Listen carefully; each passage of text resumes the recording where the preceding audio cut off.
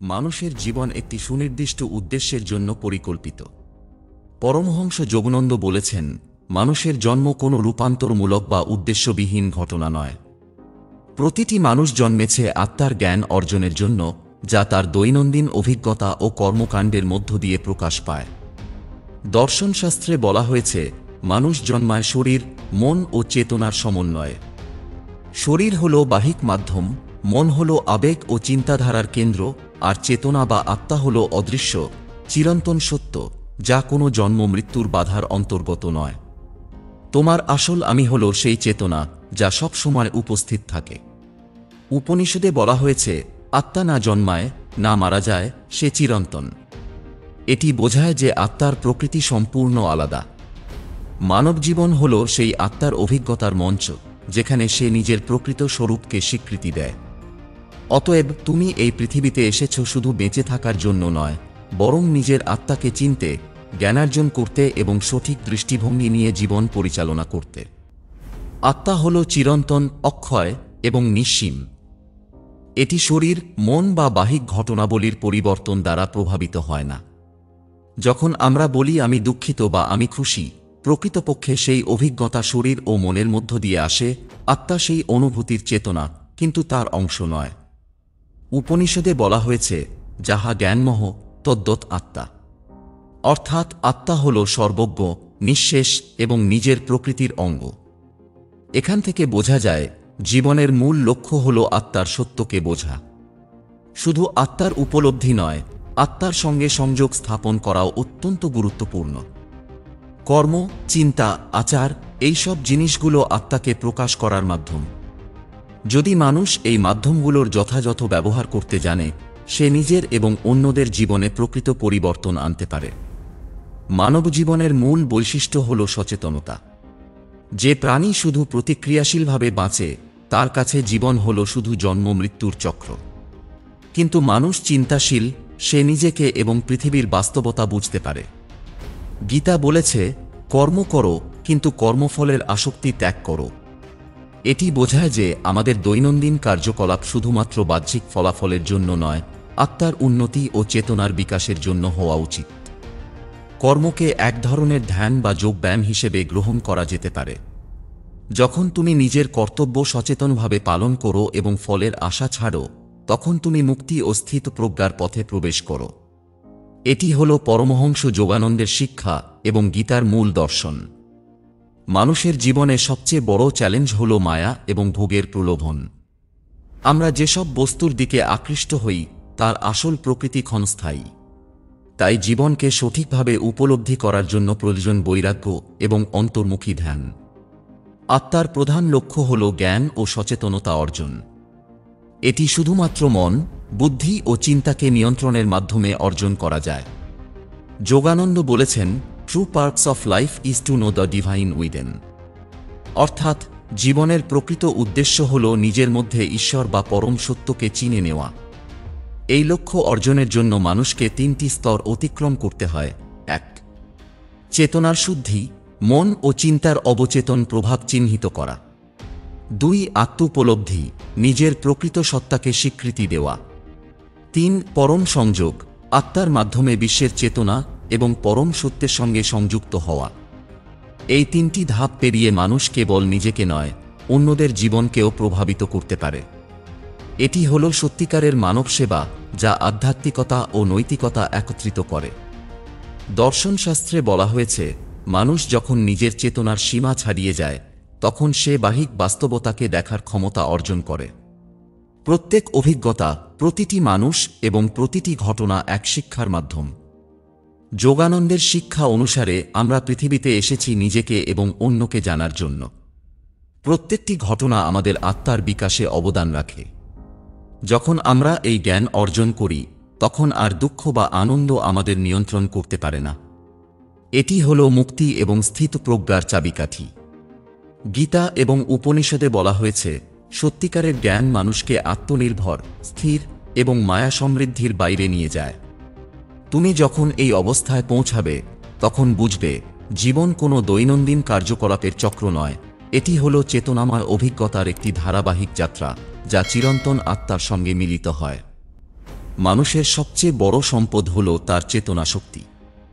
চেতনাকে সঠিকভাবে নিয়ন্ত্রণ করতে পারলেই মানুষ নিজেকে, সমাজকে এবং প্রকৃতিকে গভীরভাবে বুঝতে পারে। ধ্যান হল চেতনার বিকাশের প্রাথমিক মাধ্যম। ধ্যানের মাধ্যমে মন স্থির হয়, আবেগ শান্ত হয় এবং চেতনার গভীর স্তরগুলো উদ্ভাসিত হয়। উপনিষদে বলা হয়েছে, ধ্যানে স্থির মন ধীরে ধীরে অন্তরের সত্যকে প্রকাশ করে। অর্থাৎ ধ্যান শুধু মানসিক শান্তি নয়, এটি জ্ঞান ও উপলব্ধির প্রক্রিয়া। ধ্যান বিভিন্ন স্তরে কার্যকর হয়। 1. বাহ্যিক স্তর, মনকে দৈনন্দিন চিন্তা ও ব্যস্ততা থেকে মুক্ত করা। 2. অন্তর্মুখী স্তর, চেতনার গভীর স্তরে প্রবেশ, যেখানে আত্মার স্থায়ী প্রকৃতি উপলব্ধ হয়। 3. পরমজ্ঞান স্তর, আত্মা ও সৃষ্টির মধ্যে একাত্মতার উপলব্ধি। প্রকৃত ধ্যান শুধুমাত্র নিঃশ্বাস বা ধ্যানভঙ্গির উপর নয়, বরং চেতনার সক্রিয় সচেতনতা তৈরি করার প্রক্রিয়া। যে ব্যক্তি ধ্যানের মাধ্যমে নিজের মনকে নিয়ন্ত্রণ করতে শিখে, সে প্রতিকূল পরিস্থিতিতেও স্থির থাকতে পারে, কারণ তার অভ্যন্তরীণ চেতনা স্বাধীন ও শক্তিশালী। মানুষের মানসিক শক্তি ও স্থিতিশীলতা তার আধ্যাত্মিক বিকাশের মূল ভিত্তি। যে ব্যক্তি নিজের আবেগ, ক্রোধ, আসক্তি ও আতঙ্ক নিয়ন্ত্রণ করতে পারে, সে নিজের জীবনের অভ্যন্তরীণ শক্তিকে মুক্তি দিতে সক্ষম। দর্শনশাস্ত্রে বলা হয়েছে, মানুষের মন হল শক্তির কেন্দ্র, যেখানে নিয়ন্ত্রণ ও বিশ্লেষণের মাধ্যমে জ্ঞান ও বোধের বিকাশ সম্ভব। মানুষের মন দুইটি পথে পরিচালিত হয়। 1. সংযমের পথ, মনকে নিয়ন্ত্রণের মাধ্যমে স্থিত প্রজ্ঞা অর্জন। 2. অবচেতনতার পথ, আবেগ ও অনুভূতির দ্বারা দাসত্বের জীবন। সংযমের মাধ্যমে চেতনা স্থির হয় এবং মানুষ তার কর্ম ও চিন্তায় স্থায়িত্ব আনতে পারে। এটি আধ্যাত্মিক বিকাশের পূর্বশর্ত। আধ্যাত্মিক বিকাশের পথে সাধনা হল প্রধান হাতিয়ার। সাধনা বলতে বোঝায় নিয়মিত চেতনামূলক অনুশীলন, যা মন, বুদ্ধি এবং আবেগকে সঠিক পথে পরিচালিত করে। উপনিষদে বলা হয়েছে, যোগ, তপস্যা ও শুদ্ধ আচারের মাধ্যমে মনকে পরিশোধিত করো। অর্থাৎ শারীরিক কাজ, মানসিক নিয়ন্ত্রণ এবং নৈতিক আচরণের মাধ্যমে মানুষ তার আত্মাকে প্রস্তুত করে উচ্চতর চেতনার জন্য। সাধনার বিভিন্ন দিক রয়েছে। 1. ধ্যান ও চেতনা নিয়ন্ত্রণ, মনকে কেন্দ্রীভূত করে ভাবনা ও আবেগের স্থিতিশীলতা অর্জন। 2. শৃঙ্খলাবদ্ধ জীবন, সময়, কাজ এবং আচার ব্যবহার নিয়মিত রাখা। 3. নৈতিক আচরণ, সত্যবাদিতা, সহনশীলতা, দয়া, অন্যের কল্যাণে মনোযোগ। নিয়মিত সাধনা মানুষকে অভ্যন্তরীণ স্থিতিশীলতা এবং চেতনার স্বচ্ছতা প্রদান করে। যে ব্যক্তি এই পথে অগ্রসর হয়, সে সহজে মায়া, কাম, ক্রোধ বা অহংকারের প্রভাব থেকে মুক্ত থাকে। মানুষের দৈনন্দিন অভ্যাস তার চেতনার বিকাশ বা পতনের মূল কারণ। যে অভ্যাস চেতনা ও মনকে নিখুঁত ও স্থিতিশীল করে, সেটি আধ্যাত্মিক উন্নতির সহায়ক। অপর অভ্যাস, যেমন অলসতা, লোভ বা আবেগে দাসত্ব, চেতনাকে বিভ্রান্ত করে। উপনিষদে বলা হয়েছে, সৎ চিন্তা, সৎ ভাষা, সৎ কর্ম চেতনার শক্তি বৃদ্ধি করে। অর্থাৎ মানুষের দৈনন্দিন অভ্যাসই তার মানসিক ও আধ্যাত্মিক ক্ষমতা নির্ধারণ করে।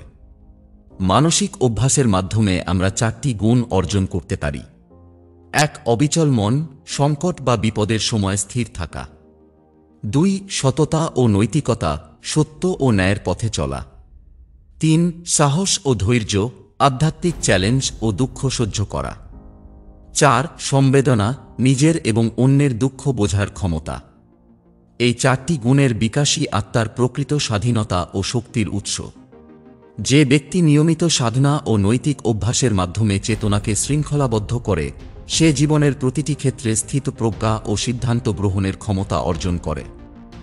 শৃঙ্খলাবদ্ধ চেতনা মানুষকে ভয়, সন্দেহ এবং অস্পষ্ট চিন্তা থেকে রক্ষা করে। এটি তাকে সত্য ও বাস্তবের দিকেই নির্দেশিত করে, যা আধ্যাত্মিক বিকাশের মূল ভিত্তি। গবেষণাও দেখিয়েছে যে নিয়মিত ধ্যান ও শৃঙ্খলাবদ্ধ জীবন মানুষকে মানসিক স্থিতিশীলতা, আবেগ নিয়ন্ত্রণ এবং গভীর অন্তর্মুখী জ্ঞানের দিকে পরিচালিত করে।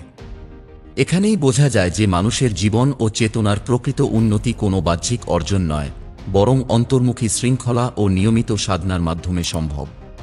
অন্তর্মুখী জ্ঞান বলতে বোঝায় নিজের চেতনাকে পর্যবেক্ষণ ও নিয়ন্ত্রণ করার ক্ষমতা। এটি কোনো তাত্ত্বিক জ্ঞান নয়, বরং অভিজ্ঞতামূলক প্রক্রিয়া, যা মানুষকে জীবনকে সঠিকভাবে পরিচালনা করতে সাহায্য করে। ধ্যান, নৈতিক আচরণ এবং মানসিক শৃঙ্খলার মাধ্যমে চেতনা ক্রমে স্থিতিশীল হয়। এই স্থিতিশীলতা মানুষের জীবনধারাকে নির্দেশ করে, যেমন ১. প্রতিকূল পরিস্থিতিতেও স্থির থাকা। ২. আবেগ বা হঠাৎ উত্তেজনায় কোনো সিদ্ধান্ত গ্রহণে বিভ্রান্ত না হওয়া। ৩. দৈনন্দিন কর্মকাণ্ডে নিয়ম ও সততা বজায় রাখা। উপনিষদে বলা হয়েছে, যিনি নিজের অন্তরকে জানেন তিনি সকলকে জানেন। অর্থাৎ যখন চেতনা স্বচ্ছ ও শৃঙ্খলাবদ্ধ হয়, তখন ব্যক্তি নিজের এবং সমাজের সম্পর্ককে গভীরভাবে বুঝতে পারে। এই অন্তর্মুখী জ্ঞান মানুষকে সরল জীবন, কার্যকর আচরণ এবং ন্যায়সঙ্গত সিদ্ধান্ত গ্রহণে সক্ষম করে।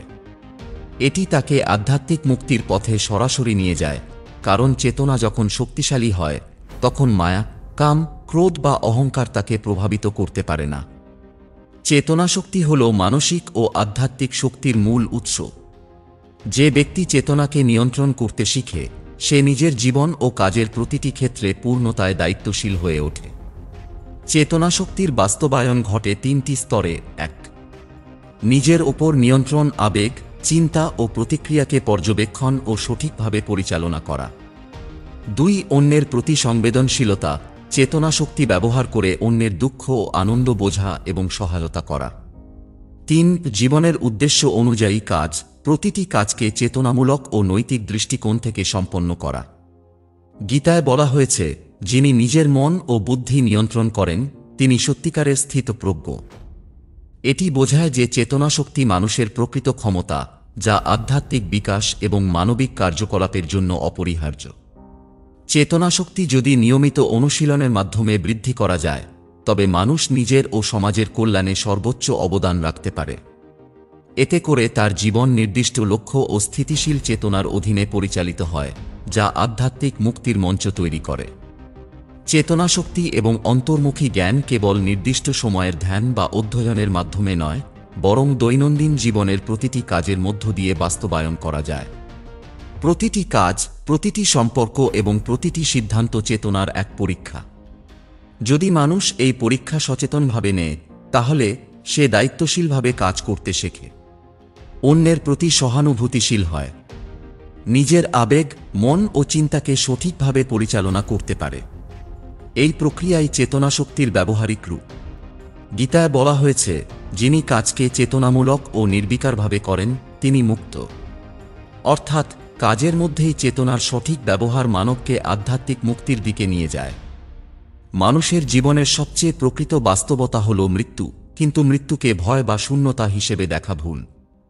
উপনিষদে বলা হয়েছে, যিনি আত্মাকে চেনেন তিনি মৃত্যুকে ভয় পান না। মৃত্যু শুধু শারীরিক দেহের প্রান্ত, আত্মার অব্যাহত যাত্রার একমাত্র ধাপ। শরীর নষ্ট হয়, কিন্তু চেতনা ও আত্মা অপরিবর্তিত থাকে। এই উপলব্ধি মানুষকে জীবনকে গভীরভাবে মূল্যায়ন এবং প্রযোগ করার ক্ষমতা প্রদান করে। মানব জীবন হল এক চক্র, যেখানে জন্ম ও মৃত্যু শুধুমাত্র বাহ্যিক পরিবর্তন। যেমন একটি নদী প্রবাহিত হয়, তেমনি আত্মা নিরবিচ্ছিন্নভাবে চলমান। মৃত্যুর ভয়কে জ্ঞান ও চেতনার আলোতে দেখা হলে এটি শৃঙ্খল ভেঙে মুক্তির পথ তৈরি করে। গীতায় বলা হয়েছে, শরীরের জন্ম ও মৃত্যু চিরন্তন চেতনাকে স্পর্শ করতে পারে না। অর্থাৎ জীবন ও মৃত্যু কেবল বাহ্যিক অভিজ্ঞতা, আত্মার প্রকৃত অবস্থা স্থির এবং চিরস্থায়ী। সময়কে আমরা সাধারণত রৈখিক ধারায় দেখি, অতীত, বর্তমান, ভবিষ্যৎকাল হিসাবে। কিন্তু আধ্যাত্মিক দর্শনে সময় চেতনায় অভ্যন্তরীণ অনুভূতি। যখন চেতনা শক্তিশালী হয়, তখন সময়ের বাঁধন ভেঙে যায়। উপনিষদে বলা হয়েছে, যিনি চেতনার মাধ্যমে সময়কে সংবেদন করেন তিনি অতীত ও ভবিষ্যতের সীমা অতিক্রম করেন। অর্থাৎ চেতনা শক্তি বৃদ্ধি পেলে মানুষ শুধুমাত্র বর্তমানেই সম্পূর্ণভাবে উপস্থিত থাকে। চেতনাশক্তি ও অন্তর্মুখী জ্ঞান অর্জন করলে মানুষ অতীতের ভুল ও ব্যর্থতা নিয়ে উদ্বিগ্ন হয় না, ভবিষ্যতের ফলাফল নিয়ে অপ্রয়োজনীয় ভয় পান না, এবং বর্তমানে সচেতনভাবে জীবন পরিচালনা করতে পারে। এই উপলব্ধি মানুষের মানসিক শান্তি, আত্মনিয়ন্ত্রণ এবং আধ্যাত্মিক বিকাশকে দৃঢ় করে। জীবনকে আমরা চক্রাকারে দেখি, জন্ম, বৃদ্ধি, পতন, মৃত্যু, পুনর্জন্ম। এটি কোনো শাস্ত্রগত তত্ত্ব নয়, বরং অন্তর্মুখী চেতনার অভিজ্ঞতা। যদি মানুষ চেতনার গভীরে প্রবেশ করতে পারে, তাহলে সে বুঝতে পারে এই চক্র শুধু অভিজ্ঞতার এক ধারাবাহিকতা। উপনিষদে বলা হয়েছে, যিনি চেতনায় স্থির তিনি জন্ম মৃত্যুর চক্রে আবদ্ধ হন না।